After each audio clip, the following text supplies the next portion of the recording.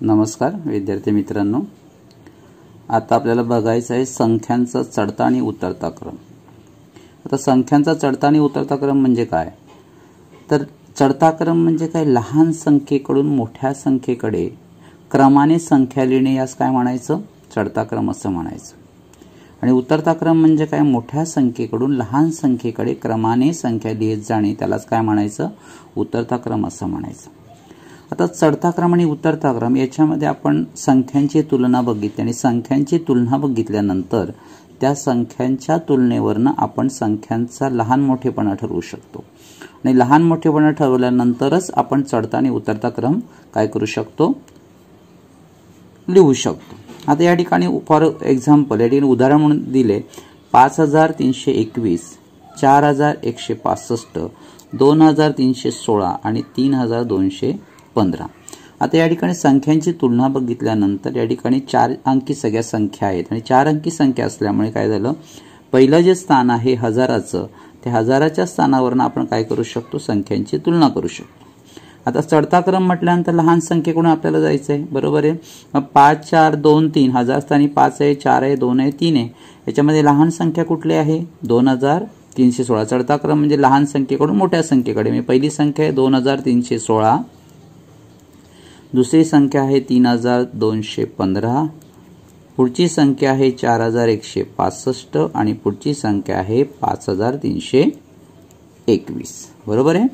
आता उतरता क्रम म्हटल्यानंतर उतरता क्रम म्हणजेच मोठ्या संख्येकडून लहान संख्येकडे, बरोबर आहे। मोठी संख्या म्हणजे आता या ठिकाणी तुम्हाला माहिती आहे, मोठी संख्या माहिती पडली कुठली आहे, बरोबर आहे, 5321, दुसरी आहे 4165, पुढची आहे 3215 आणि लास्ट आहे 2316।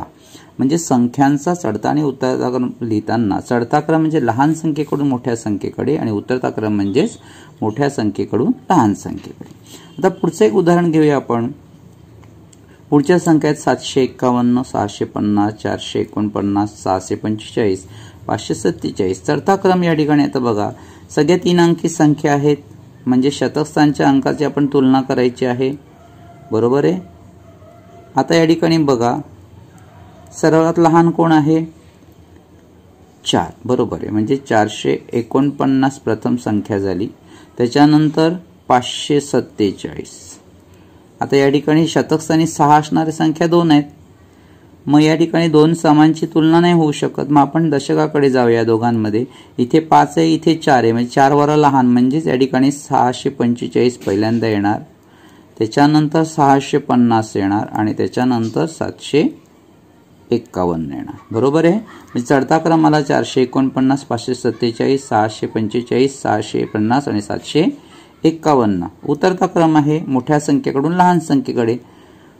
मोठी संख्या 751, पुढची आहे 650, पुढची आहे 645, पुढची आहे 547 आणि पुढची आहे 449, बरोबर आहे। म्हणजे अशा पद्धतीने आपण काय करू शकतो, संख्यांचा चढता आणि उतरता क्रम लिहू शकतो। पुढचं एक अजून एक उदाहरण घेतलंय 2000, 1000, 4000, 3000। सांगा आता लहान कोण आहे, सगळे 4 अंकी संख्या आहेत, 2 आहे हजार स्थानी, इथे 1 आहे, इथे 4 आहे, इथे 3 आहे। लहान संख्या कोण, 1000, त्याच्यापेक्षा मोठी 2000, त्याच्यापेक्षा मोठी 3000 आणि पुढे आहे 4000। म्हणजेच चढता क्रम आला 1000, 2000, 3000 आणि 4000। उतरता क्रम आहे, आता उतरता क्रम मोठ्या संख्येकडून 4000, 3000, 2000 आणि 1000, इथं लक्षात। आता हे झालं साधं चढता आणि उतरता क्रम। चढता आणि उतरता क्रम या ठिकाणी आहे, त्यांची आपण काय केली, चढता उतरता क्रम लिहून घेतला। आता पुढे बघायचं आहे एक संख्या, वेगळे प्रश्न कसे या ठिकाणी येऊ शकतात। 143, 110, 124, 113, 122 या संख्या चढत्या क्रमाने लिहिल्यास डावीकडून दुसरी संख्या कोणती।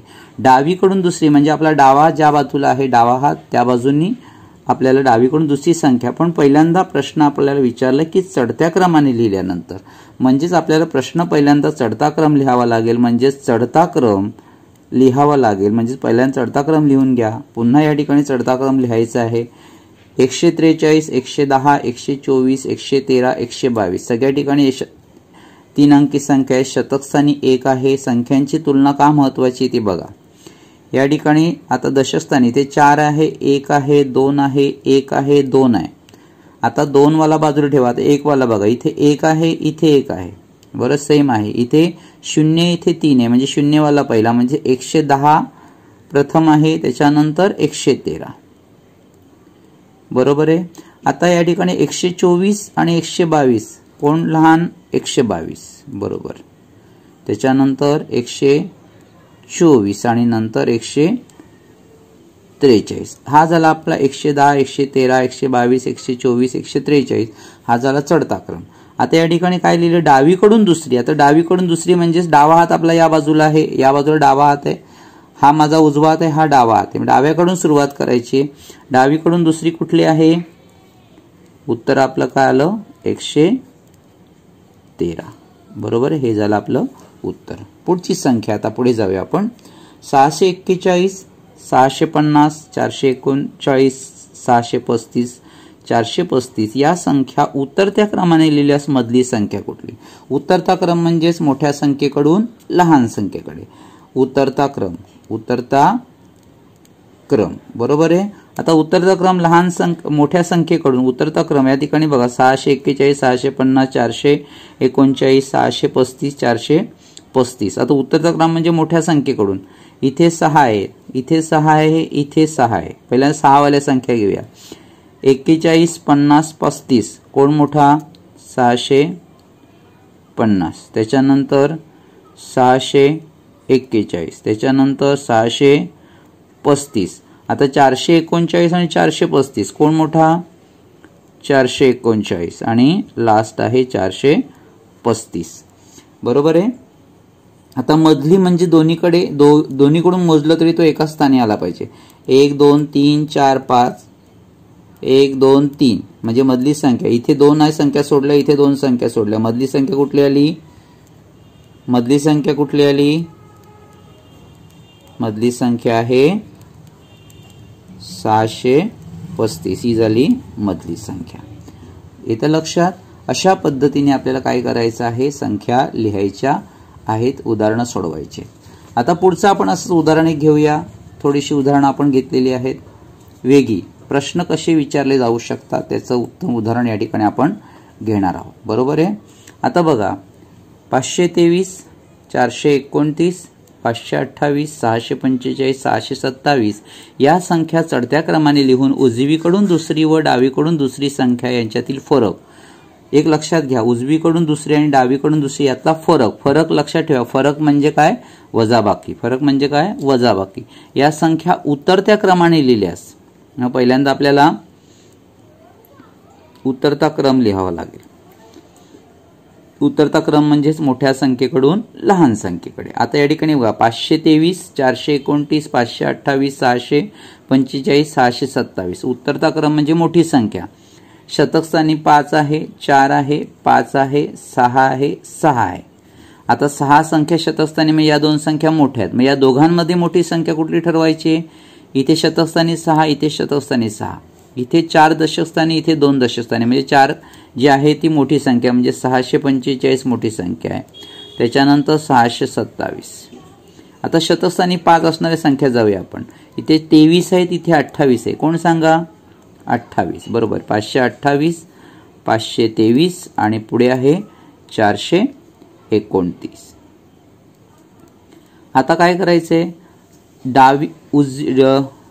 लिहून उजवीकडून दुसरी आणि डावीकडून दुसरी यातील फरक. उजवीकडून दुसरी कुठली सांगा? 523.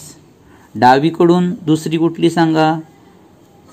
627. आता बरीचशी मुलं म्हणणार की उजवीकडून पहिली, मग बरीचशी मुलं 523 घेतात आणि नंतर 627. एक लक्षात ठेवा, फरक म्हटल्यानंतर आपल्याला संख्या बघायच्या आहे. डावीकडून आणि उजवीकडून ह्या संख्या बघितल्यानंतर मोठ्या संख्येकडून मोठी संख्या जी आहे त्याच्यातनं लहान संख्या वजा करायची असते. नाही तर बरीचशी मुलं 523 मधनं 627 वजा करतील.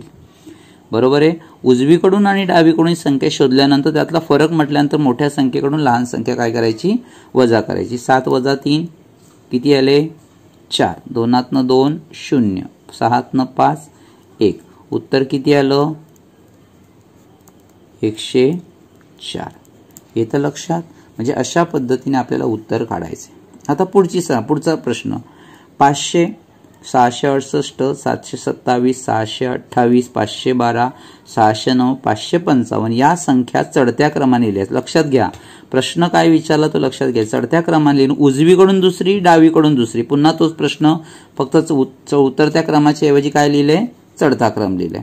मग आपण चढता क्रम म्हणजेच काय, लहान संख्येकडून मोठ्या संख्येकडे. आता या ठिकाणी बघा 500 इथे शतकस्थानी 5 आहे, इथे 6 आहे, इथे 7 आहे, इथे 6 आहे, इथे 5 आहे, इथे 6 आहे, इथे 5 आहे.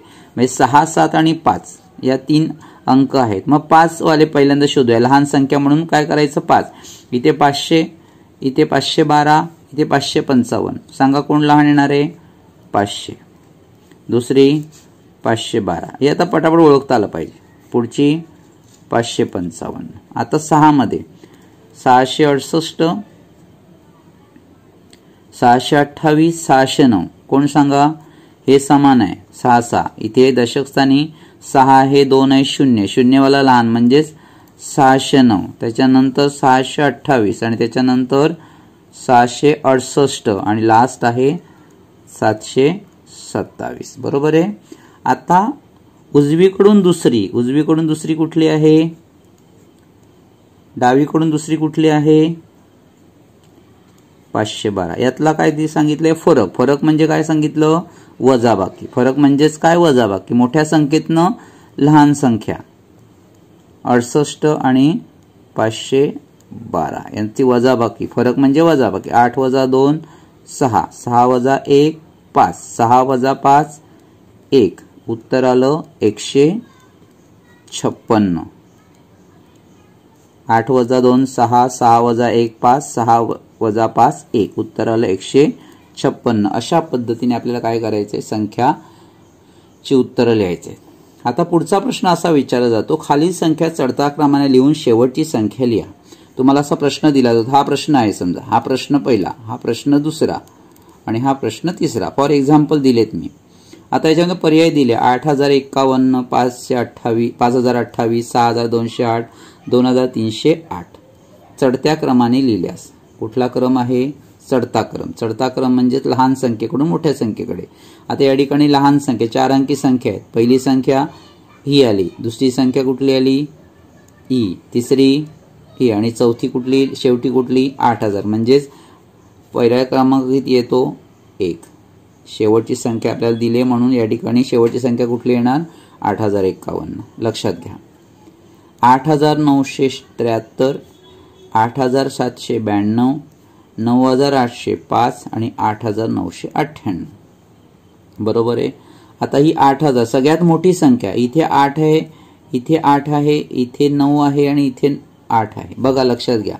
आपल्या सगळ्यात शेवटची म्हटल्यानंतर कुठली येणार, 8 8 8 9 9 वाली शेवटची येणार. म्हणजे पर्याय क्रमांक किती येणार आहे, 3. आपलं डोकं थोडं चालवायचं आता. 2112, 1052, 3569, 600.